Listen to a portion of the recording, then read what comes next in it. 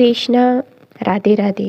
मार्गशीर्ष मास की कथा का 27वां अध्याय है और अब हम करेंगे 27वें अध्याय का रसमान। पीछे वाला अध्याय आपने सुन लिया होगा, तो आगे का अध्याय सुनने के लिए हमारे चैनल को सब्सक्राइब करना। तो हमने सुना कि किस प्रकार भगवान श्री हरि ने ब्रह्मा जी के अहंकार को नष्ट किया, उन्हें अनेकों ब्रह्मांड के ब्रह्मा के दर्शन करवाए और अंत में भगवान श्री कृष्ण राधा रानी से कहते हैं कि अब वह उन्हें वह कथा सुनाएंगे जिस माध्यम से ब्रह्मा जी ने मोहिनी के श्राप से मुक्ति प्राप्त की। आज के इस अध्याय में हम इसी कथा का श्रवण करते हैं।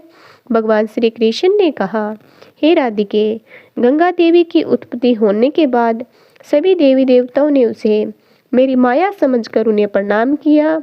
भगवान श्री हरि ने कृपया पूर्वक ब्रह्मा जी से कहा, चतुर्मुखी धारी ब्रह्मा उठिए, आपका कल्याण होगा। आपको श्राप मिला है, इसलिए आप मेरी आज्ञा से इस गंगा नदी में स्नान करके पवित्र हो जाइए।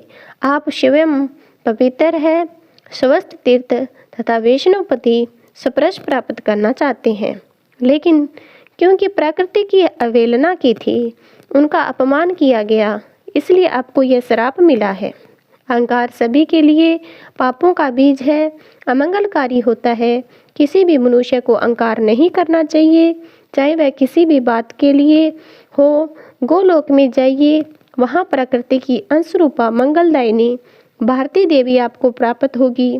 कल्याण सृष्टि की बीज स्वरूपिणी प्रकृति को आप अपना लीजिए। आपने एक कल्प तक तपस्या की, इसलिए इस समय एक अप्सरा के श्राप से कोई भी आपके मंत्र को नहीं ग्रहण करता।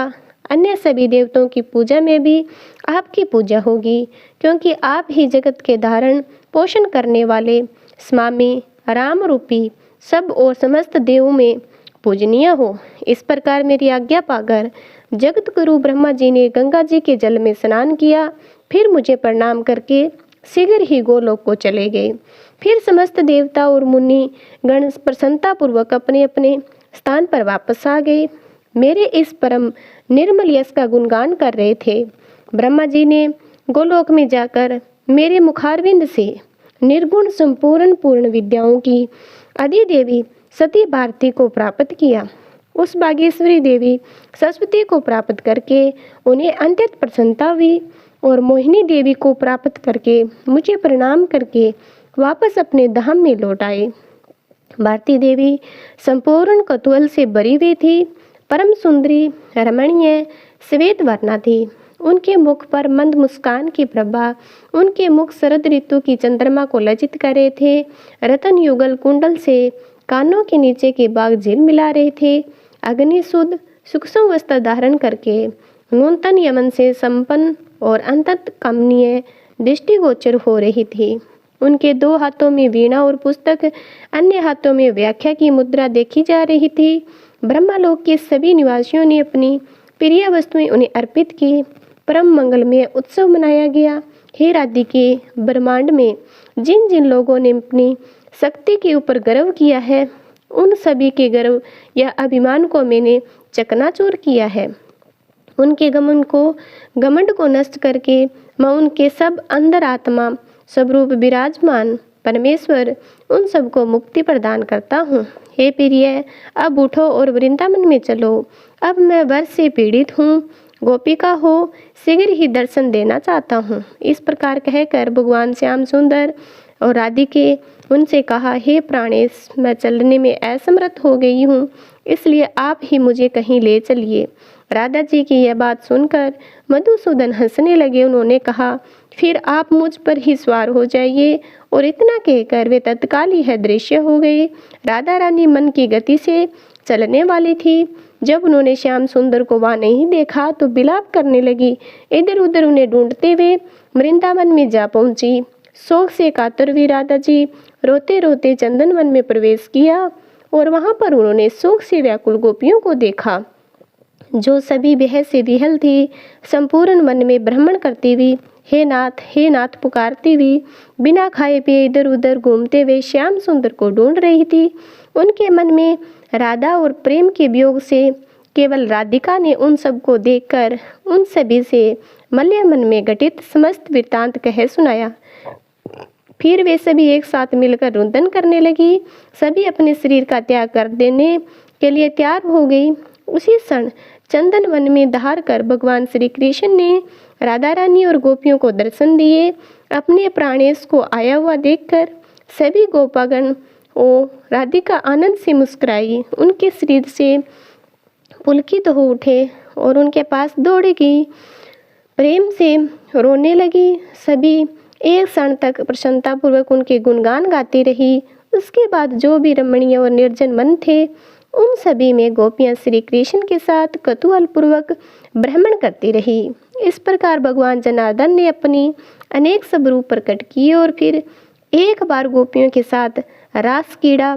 इस प्रकार ऋषि नारायण ने भगवान की रासलीला का संपूर्ण वृत्तांत नारद मुनि को कह सुनाया।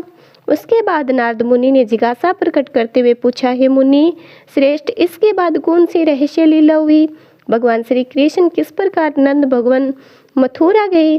श्री हरि के वियोग से पीड़ित हुए महाराज नंद ने अपने प्राण धारण किए।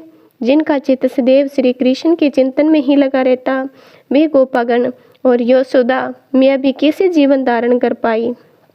श्री कृष्ण ने मथुरा में जाकर कौन कौन सी लीलाएं की, परम धाम गमन तथा उन्होंने जो कुछ भी किया वह सब कुछ आप बताने की कृपा करें। यह सुनकर श्री नारायण ऋषि ने कहा, हे मामुनि, कंस ने धनुष यज्ञ नामक एक यज्ञ का आयोजन किया था। उसमें उस राजा का निमंत्रण पाकर भगवान श्री कृष्ण भी गए और राजा कंस ने श्री कृष्ण को बुलाने के लिए भगवान के ही भक्त अक्रूर जी को उनके पास भेजा।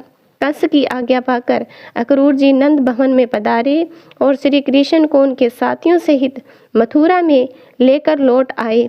मथुरा जाकर श्री कृष्ण ने कंस को मार डाला। एक धोबी को, चारुण और मूस नामक मल्ल को तथा कुवल या पीड़ हाथी को वे पहले ही काल की गाल में बेच चुके थे। कंस का वध होने के बाद श्री कृष्ण ने माता पिता और सभी भाई बंधुओं का उद्धार किया। श्री हरि ने कृपया पूर्वक एक माला और एक मोक्ष प्रदान की। इसके बाद गोपियों के ऊपर करुणा आने से उन्होंने उद्धव जी को वज्र से भेजा। उन्हीं के द्वारा उन्हें समझाया, बुलाया, धीरज बंधाया। उसके बाद उनका उपनयन संस्कार हुआ। फिर वे भगवान अवंती नगर उज्जैन में गए। वहाँ गुरु संदीपनी मुनि से विद्या ग्रहण की और वहाँ पर आकर जरासंध को जीतकर यवन राज का वध किया। विधि पूर्वक उग्रसेन को राजा के पद पर बिठाया। समुद्र के निकट जाकर वहाँ उन्होंने द्वारिकापुरी का निर्माण किया। राजाओं के समूह को जीतकर रुक्मिणी देवी को हर ले कालंदी, लक्ष्मणा, शिव्या, सत्या, सती, जावती, मित्रविंदा और नागन चित्ती के साथ उन्होंने विवाह किया।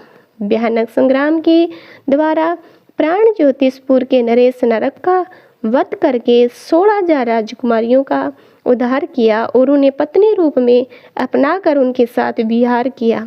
इंद्रदेव को लीलापूर्वक परास्त करने के बाद उन्होंने अपहरण किया और भगवान शंकर को जीतकर बाणासुर के हाथ में काट दिए। अपने पौत्र अनिरुद्ध को छुटाया। फिर द्वारिका में आकर अपने आप को अपनी प्रत्येक रानी के महल में उपस्थित किया। वासुदेव जी के यज्ञ में तीर्थ यात्रा के प्रसंग से आई हुई अपने प्राणों की अधिराष्ट्रीय देवी श्री राधा जी के दर्शन किए। उसके बाद उनके साथ पुण्यम वृंदावन में गए। भारत के उस पुण्य क्षेत्र में भगवान जगदीश्वर ने श्री राधिका के साथ फिर एक बार 14 वर्षों तक रासमंडल में रास क्रीड़ा। उन्होंने नंद भवन में पूरे 11 वर्ष की अवस्था तक निवास किया। इसके बाद मथुरा द्वारिका में भगवान के 100 वर्ष व्यतीत हुए। उन दिनों वहां पर पराक्रमी श्री हरि ने वहीं पर रहकर भूतल का भार उतारा था। इस प्रकार 125 वर्षों तक पृथ्वी पर रहे। इसके बाद गोलोक वृंदावन में चले गए। उन्होंने मैया यशोदा और नंद बाबा को बुद्धिमान वृष भानु और राधा रानी की माता कलावती को श्राप मुक्त प्रदान किया। श्री कृष्ण और गोपियों के साथ राधा ने कौतूहल वर्ष प्रत्येक युग में वेद वर्णित धर्म का सेतु बांधा। हे मामुनि, इस प्रकार मैंने संक्षिप्त में आपको श्री कृष्ण का संपूर्ण रम्य चरित्र सुनाया है, जो कि धर्म, अर्थ, काम और मोक्ष प्रदान करने वाला है। ब्रह्मा जी से लेकर कीट तक संपूर्ण जगत नश्वर है, इसलिए तुम परम आनंदमय नंद नंदन का आनंद के साथ भजन करो। एवं शिवस्तमयम परम ब्रह्मा परमात्मा परमेश्वर अविनाशी अव्यक्त भक्तों पर कृपया करने के लिए शरीर धारण करने वाले निर्गुण निराकार और निरंजन है। वे साकार स्वरूपा परम भगवान श्री कृष्ण को मैं नमस्कार करती हूँ। आज की यह मार्गशीर्ष मास का 27वां अध्याय हमारा समाप्त होता है। 28वें अध्याय को सुनने के लिए आप हमारे चैनल को सब्सक्राइब करना एवं कमेंट करना।